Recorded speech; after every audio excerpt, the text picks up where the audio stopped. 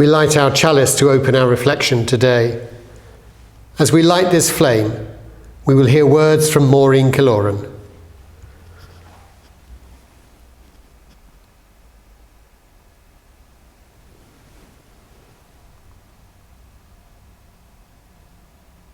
As the kindling of this chalice calls us to community, let there be light. As the flame of this chalice reminds us of our values, let there be light.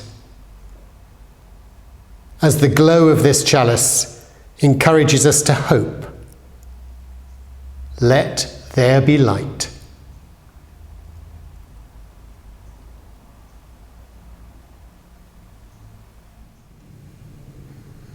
Welcome. Welcome to this Midweek Reflection, our 17th Midweek Reflection since the start of the coronavirus lockdown. This provides a space to reflect, to think through some of the issues that may be going on in your mind right now. It's still a bewildering time. Things are changing. How do we respond? What do we do? We need a chance to just think, a chance to step away, to reflect, to listen, to calm. Whether this is your first time with us, or your 17th time with us, or some point in between, this time and this space is yours. You are very welcome. Our reading today is by Brian Nelson, and it's from his book of meditations, Earthbound. This is Continental Drift. These days, school children all learn about continental drift. One only has to look at the globe for half a minute to understand this theory, to see how South America might fit inside Africa's curve, how Australia might have nestled next to India. But geophysicists are creating theories even more dramatic. The theory of the supercontinent cycle argues that the breakup of a supercontinent into many smaller masses wasn't a one-time thing. Instead, this theory advances the unsettling notion that the planet's land masses keep joining and then separating. Perhaps hundreds of millennia from now, the continents will merge again to form one giant territory.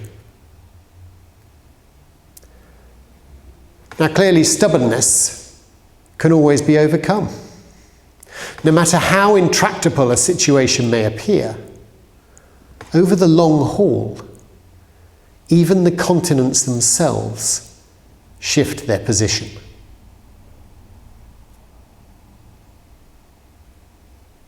The words of Brian Nelson. The meeting house here in Sevenoaks has been closed for 4 months now. In fact, today, the 15th of July, we closed on the 15th of March. It is 4 months today that we have been closed. And it all looks very similar, but it's a bit lost in time at times. Now, my regular wayside pulpit that we have in the hallway just outside the meeting house has not been updated at all in recent weeks, in recent months. There's no need for it to be, since no one else is going to see it except myself and the family. So every day I have seen the same quote from Ralph Waldo Emerson that is on the board. And the quote is, "Nature never hurries. Atom by atom, little by little, she achieves her work." It's a quote I never tire of seeing, which is handy, since it's always there. But it's a great reminder of the need to stop, to slow down, to work with the flow, not against it, and with all things, to develop. Now, I have to admit I'm not always so good at this approach. My natural inclination is to get things done when I think of it.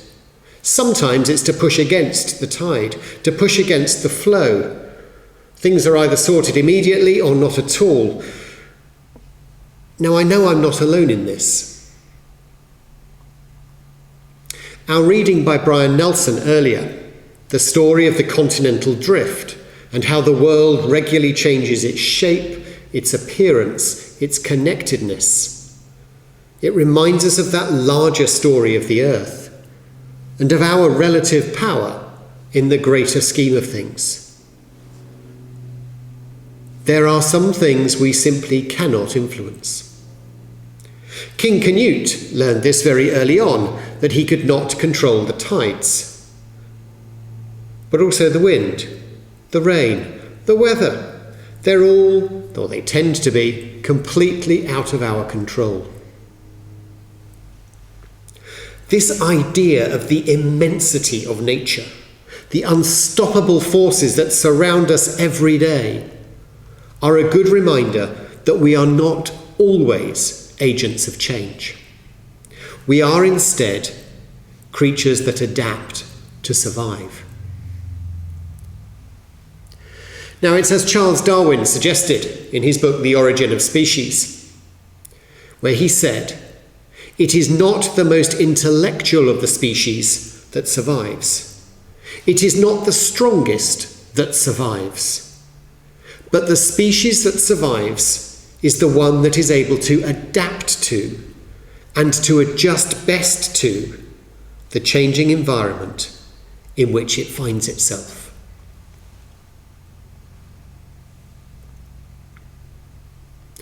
Now, in the ever-changing world outside, I take comfort from knowing that it's my response to events that drives the future, not a need to push against the impossible.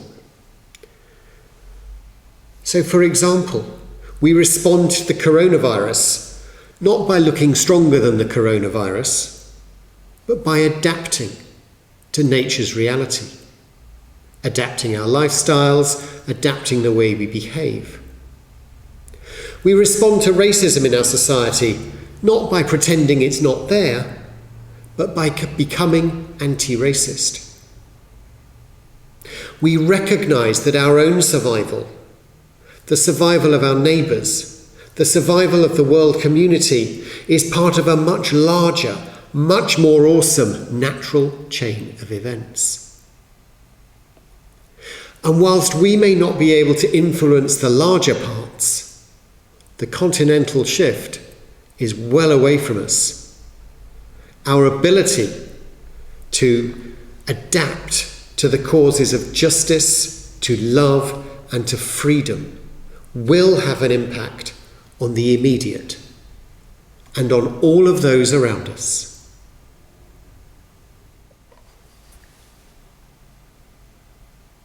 Let us come together now in a time of quiet and stillness as we settle our bodies, perhaps closing our eyes, focusing on our breath. I shall speak some words. I shall strike the singing bowl. We shall come together in stillness and quiet together. The silence will be broken with music to continue our reflections. As we become aware of our surroundings, feeling our connection to the place we sit and its connection to the wider world. With some words from Walt Whitman. The earth remains jagged and broken only to him or her that remains jagged and broken. So let us take some time to reconnect, to smooth the jagged edges, to heal the broken, to come together to the rhythms of the earth.